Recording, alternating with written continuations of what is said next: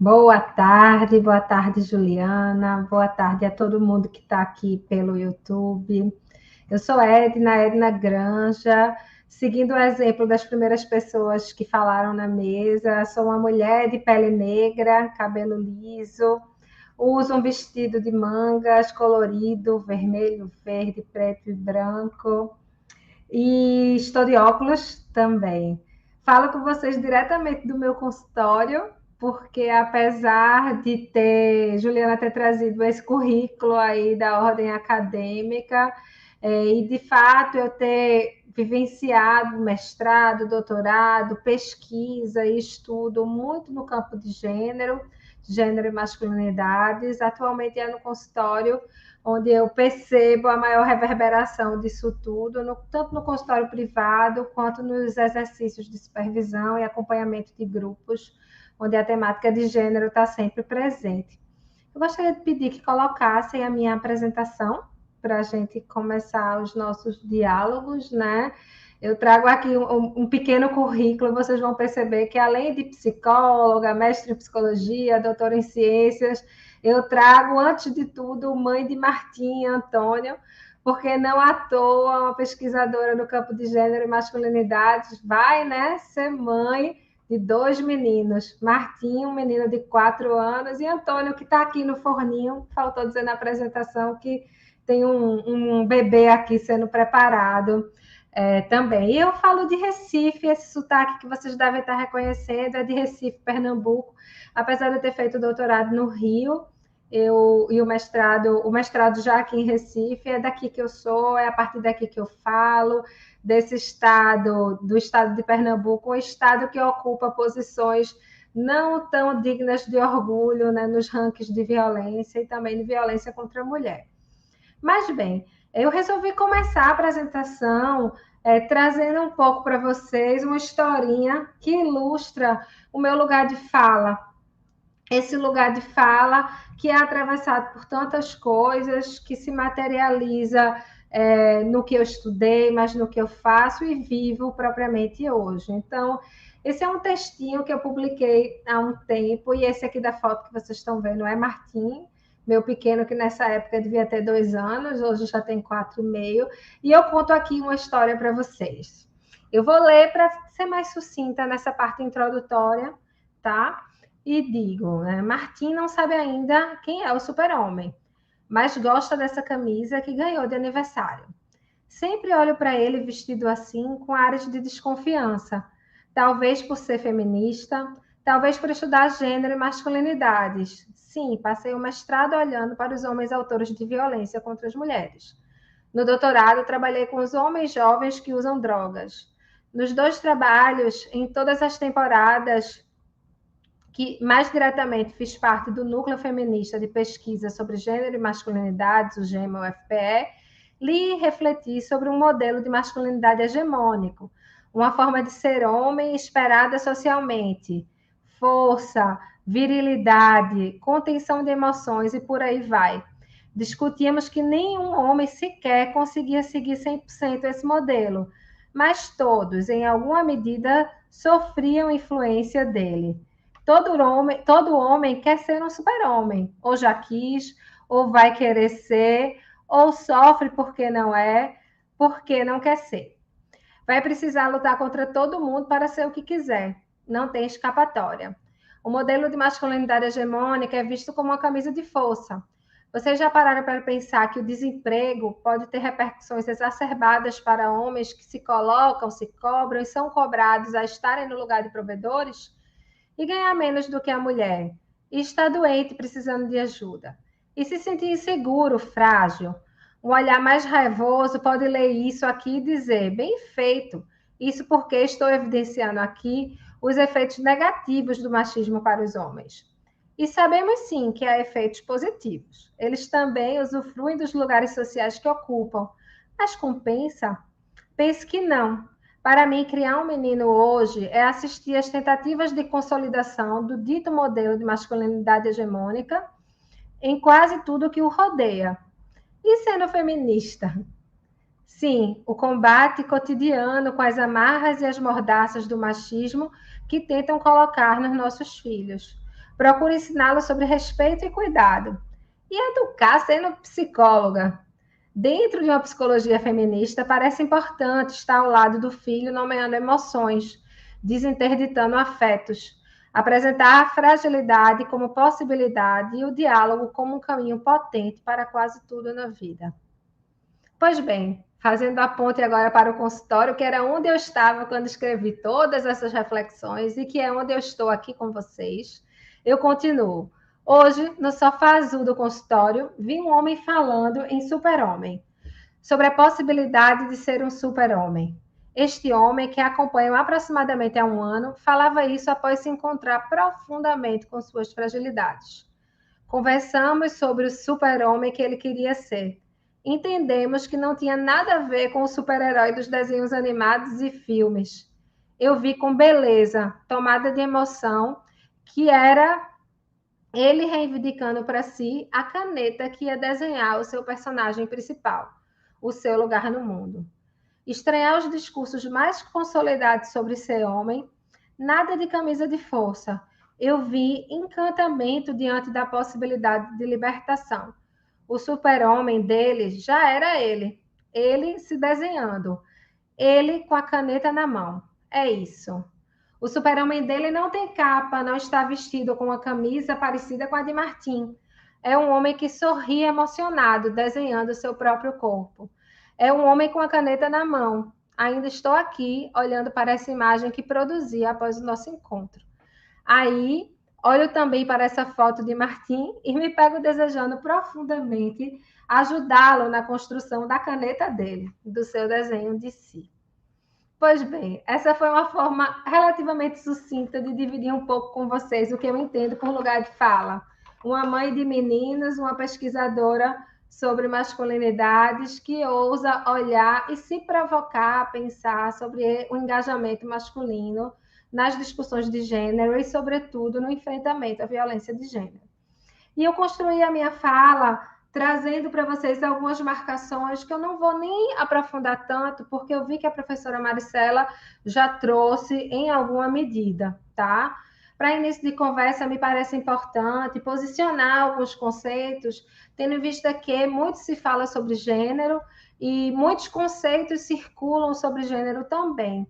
Então, eu trago para vocês um conceito que a professora Maricela também trouxe, de Joan Scott, num texto, Gênero, uma categoria útil para análise social histórica, que vai nos dizer que gênero é compreendido como um elemento constitutivo das relações sociais, baseada nas diferenças percebidas entre os sexos, e também como a forma primária de dar significado a essas relações, significados estes marcados por exercício de poder. Então, não é só uma forma da gente significar quem a gente é, mas é uma significação atravessada por exercícios de poder, e aqui a gente compreende o poder a partir de Foucault como algo que circula, funciona em cadeia, e ao invés de se localizar ali e aqui, é exercido em rede, em múltiplas direções. Então, dessa forma, é fácil concluir que a produção de um corpo de gestos, de discursos, de desejos, que demarca o reconhecimento de uma pessoa, seja ela homem ou mulher, é considerado como um dos primeiros efeitos do poder. E esse sujeito, ele vai ser simultaneamente efeito do poder e seu centro de transmissão, uma vez que circula e dialogicamente se produz nessa relação. Pois bem, trago esse conceito de gênero para a gente focar em masculinidades, que é a temática que essa mesa apresenta. Quando a gente vai pensar na masculinidade, a gente está falando, sim, de uma experiência coletiva, desenvolvida por intermédio de ritos, testes e provas, concebidas para o sujeito responder publicamente se é ou não é um homem. É importante a gente pensar sempre, né, numa experiência coletiva, porque a gente, de fato, tem uma tendência a particularizar essa experiência e não considerar que dentro de uma experiência coletiva, dentro de uma lógica coletiva, perdoe-me, essa experiência é algo que atravessa homens e mulheres. Pois bem, esta lógica que faz com que os homens busquem sistematicamente inserção em práticas coletivas, a partir das quais, pelo desempenho, vão garantir visibilidade e, propriamente, status social. A gente pode sim reconhecer um modelo hegemônico, normal, entre aspas, de masculinidade, como um modelo muito predominante, que muita gente acredita nele, acredita, reforça, ao ponto de parecer que seja natural. Ser homem é isso, ser homem é assim. Bem, se a gente para pensar, não daria para a gente conceber a masculinidade fora de um sistema de relações de gênero que nos atravessam nós, homens e mulheres. Pois bem, eu trago aqui para vocês um trecho de Connell que vai dizer que nenhuma masculinidade pode ser concebida fora de um sistema de relações de gênero e, portanto, fora das construções dos regimes de verdade, que são efeitos e, ao mesmo tempo, reproduzem as referidas relações de poder. E aí eu faço uma parada aqui rapidinho para ver se tem alguém aí entre as pessoas que nos acompanham, 120 pessoas acompanhando a gente no YouTube, ver se alguém consegue responder em 1 minuto um quiz, um pequeno quiz que eu coloco para vocês. Na verdade, é um formulário que traz algumas provocações para a gente pensar nesse homem na contemporaneidade. Eu vou colocar para vocês, eu consigo acessar aqui diretamente o chat do YouTube para vocês olharem e reconhecerem aí. Posso contar com vocês? Espero que sim. Vamos ver quantas respostas chegam aqui, né? Esse quiz, na verdade, vai abordar algumas questões. São perguntas, são 10 perguntinhas, se eu não me engano, 11 perguntinhas, onde vocês vão responder. Vocês têm 3 alternativas de resposta: homem, mulher ou ambos, tá? São perguntas que dialogam com quem morre mais, né? Quem usa mais bebida. Perguntas simples que vocês não vão precisar pensar tanto. Vocês poderiam ter a vida toda para responder, mas só terão 2 minutos. Já começam a chegar algumas respostas aqui. Olha só, que pessoas rápidas. Eu vou deixar 1 minutinho aqui. A ideia, gente, dessas perguntas é, de fato, vocês interagirem desse pequeno quiz, vocês interagirem mais diretamente comigo e, obviamente, em 2 minutos as respostas já estarão aí. Vocês conseguem ver no chat do YouTube? Onde está o quiz? Estão me perguntando. Deixa eu botar aqui. Vocês vão ver Edna Granja falando. Tá aí, ó. Depois da fala de Cláudia Freitas. Prometo não me alongar muito. Conto com a colaboração de vocês. Vou chegar aqui 3 respostinhas. Para abrilhantar a exposição com a participação de vocês. Vou dar só mais 1 minutinho para a gente continuar. Onde está o link? Não apareceu? Então, como é que tem algumas pessoas respondendo? Será que o suporte consegue me ajudar? Deixa eu colocar aqui. Eita, não é isso não, suporte. Só um pouquinho. Só um segundo.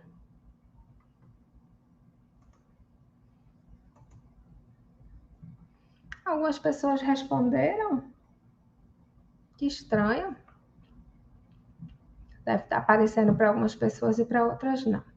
Bom, se não der certo, não tem problema não, que a gente tenta usar a tecnologia, né? Mas, às vezes, ela não nos ajuda. Pronto, botei aqui para o suporte, para ver se o suporte ajuda. Bem,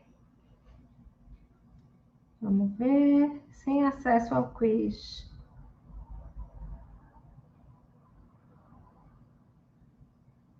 Agora está indo. O suporte conseguiu colocar para me ajudar.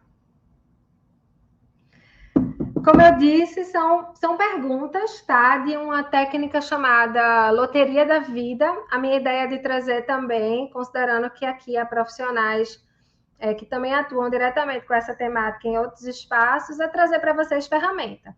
Essa técnica ela está disponível num manual chamado Manual H, que foi um manual produzido pelo Instituto Papai, junto a outras organizações não governamentais, como, por exemplo, o Instituto Promundo, do Rio, e a Ethos, de São Paulo, onde, nesse manual, a gente tem, além de uma parte teórica, a gente tem uma parte também extremamente prática, que envolve técnicas dinâmicas para se trabalhar com a população, tá? Então, acho que é bem legal essa técnica, é uma técnica absolutamente simples. Você entrega um questionário para as pessoas, 10 perguntinhas, e essas pessoas respondem e dá pano para manga para reflexão. Obviamente, aqui a gente não vai poder adentrar tanto, mas fica para vocês como uma referência. Já temos aqui 4 respostas. As pessoas estão divididas aqui entre homem, mulher e ambos. Muito legal, agradeço. Chegando mais respostas, 13 respostas, muito bom, gente. Agradeço muitíssimo a participação. Vamos lá, então, as respostas, né? Será que eu já posso colocar as respostas? Deixa eu ver aqui. Tá todo mundo trazendo. Muito massa. 30 respostas já, estamos bem. Bem de resposta. Já dá para a gente fazer 35 no instante crescendo. Já dá para a gente fazer uma análise e adianto para vocês que as pessoas estão divididas no que se refere à resposta final. Bem, vou trazer aqui para vocês a resposta final para acabar com o suspense. Quando vocês olham para aquelas perguntas, todas as perguntas trazem como resposta o homem, né? Não sei se surpreende alguém, mas efetivamente, quando a gente olha para quem vive menos, quem morre mais por assassinato, quem morre mais nos acidentes de trânsito, quem morre mais por suicídio, a gente está falando de uma população masculina. E vejam só, essa técnica, ela é uma técnica relativamente antiga, digamos assim, 2000 e pouco, né? Do ano de 2000 e pouco.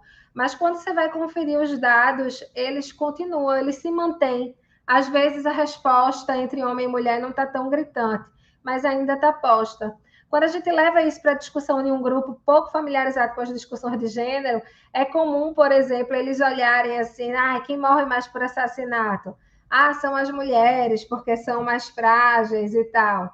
O lugar do homem no contexto de violência é um lugar extremamente intrigante, porque o homem é o maior autor e a maior vítima de violência também, não é? Atenção, não estou falando sobre violência doméstica, eu estou falando de violência de forma geral. O homem é quem mais mata e é quem mais morre. E esse é um dado que coloca esse homem numa condição central no que se refere aos contextos de violência de forma geral. Quando a gente vai adentrando nas perguntas, né, é interessante olhar as respostas de vocês. A gente já tem aqui 70 respostas, que bonito ver essa participação, essa mobilização. Mas quando a gente vai vendo aqui as respostas de vocês... Desculpem aqui, meu relógio falou. Nas respostas de vocês, quem morre mais por assassinato? 30% das respostas de vocês falam em mulher. Porque a gente acha que, às vezes, a mulher é mais frágil, ela se expõe mais nesse mundo machista, ela sofre mais violência. Talvez, se a gente fala em violência doméstica, sem dúvida, a gente encontra um cenário onde as mulheres sofrem mais violência. Mas na violência de forma geral, e aí coloquem nessa roda uma série de outras possibilidades, a gente tem ainda um lugar destacável para os homens, como quem mais comete e quem mais sofre também. Acidente de trânsito, 94% das respostas de vocês apontaram homem.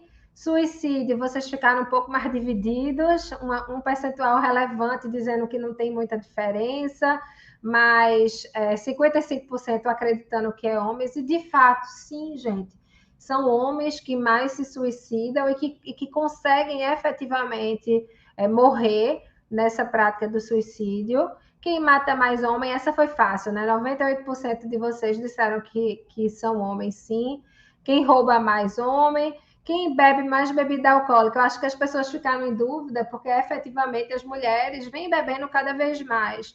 E há quem estuda gênero a partir desse recorte de drogas, problematiza essa como uma questão de gênero também. Mas efetivamente ainda são os homens que bebem mais e que morrem mais por overdose. Teve uma resposta que 100% das pessoas responderam que as crianças morrem mais do sexo masculino.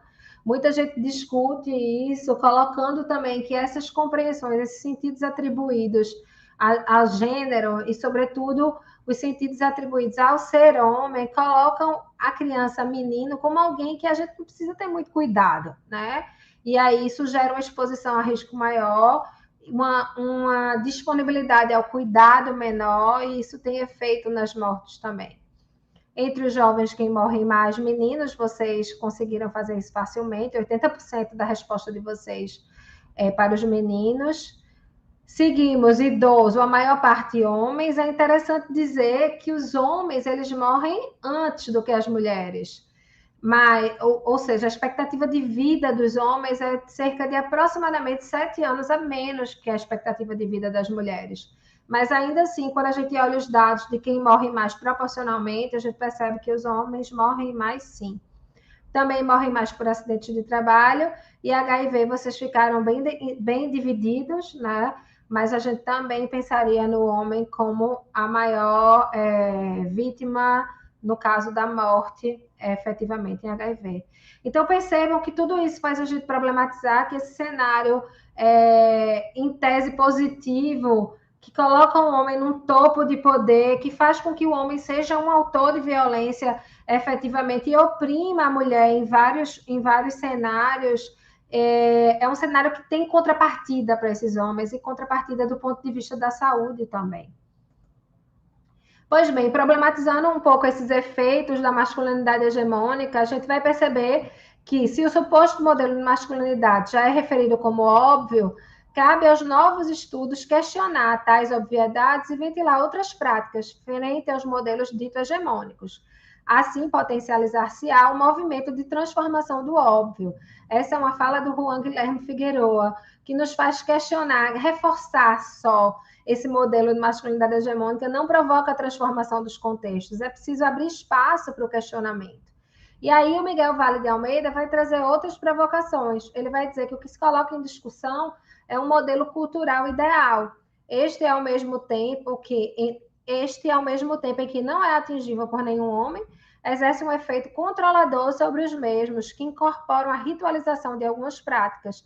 E aí sim, nessas práticas, a emotividade é muitas vezes excluída por ser considerada algo que é atribuído ao feminino. O feminino ameaça o masculino, portanto, deve ser excluído. Efetivamente, quando a gente pensa nas masculinidades, eu trago aqui um parêntese importante, a gente precisa pensar que elas são produzidas no arcabouço de práticas onde homens e mulheres se comprometem com posições de gênero e vivenciam os efeitos dessas na experiência corporal, personalidade e cultura. Dessa forma, é preciso levar em conta também outras estruturas sociais que dialogam com o gênero, tais como raça e classe. Esse é um lembrete da interseccionalidade e da importância de um olhar interseccional que reconheça gênero não como um ponto isolado das identidades sociais, porque essas identidades sociais são interseccional. E aí, nesse sentido, como se produz e faz gênero, está diretamente associado à raça, à classe, à orientação sexual, entre outras dimensões de desigualdade. E é essa análise interseccional que vai resistir à essencialização dessas categorias, por estar atenta às especificidades no que se refere aos tempos, localizações históricas, por exemplo. Pois bem, chegamos ao cerne da discussão sobre engajamento masculino, no enfrentamento à violência de gênero, mas não só, as desigualdades de gênero de forma geral. Parece fundamental a gente estranhar no sentido de questionar e, quem sabe, até entender que o estranhamento é uma condição de transformação das realidades, supostos mitos sobre masculinidade. E eu trago para vocês aqui um textinho um trecho de um livro que vem sendo muito importante no consultório, como ferramenta para a reflexão dos homens, que é um livro chamado Seja Homem, de JJ Bola, que ele provoca a gente a pensar nesses mitos. Para ele, é como se ser homem fosse uma competição para a qual todos os machos estão tentando se classificar. E aí ele continua dizendo: a primeira divisão, aquele campeonato de elite, reservado para os mais aptos e habilidosos, enquanto os outros concorrentes são obrigados a se contentar com as ligas, subdivisões menores, entrando no contingente dos times semiprofissionais e por aí vai.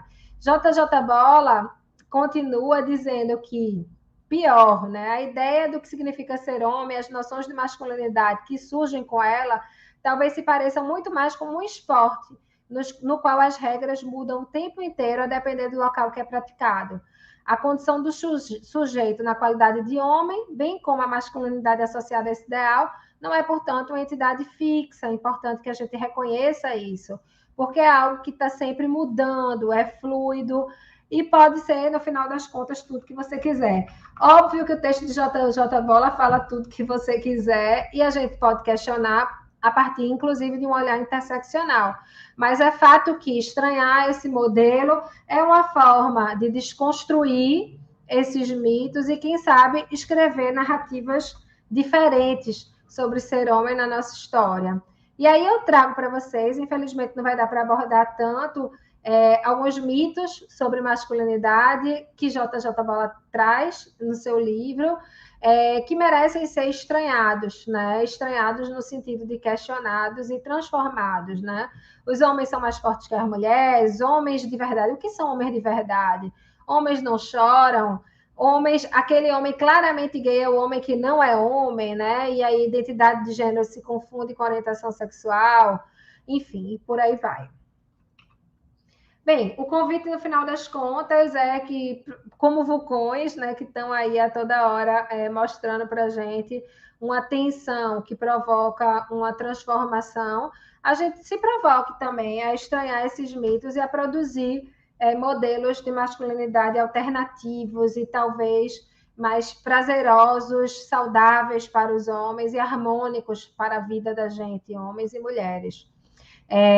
Eu trago aqui para vocês duas iniciativas que eu não poderia deixar de falar, que é a campanha brasileira do Laço Branco, é uma campanha de homens pelo fim da violência contra as mulheres, uma campanha que surgiu no Canadá e que hoje aqui aglutinam as pessoas que compõem uma rede de homens engajados pelo fim da violência contra a mulher.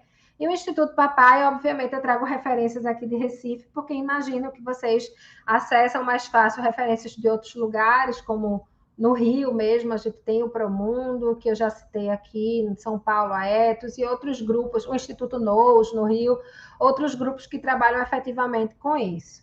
E eu trouxe aqui um site também, chamado gênero.org.br, que é um site onde vocês podem acessar conteúdos sobre violência de gênero, gênero de forma geral, com esse recorte de masculinidades e com essa provocação de engajamento dos homens.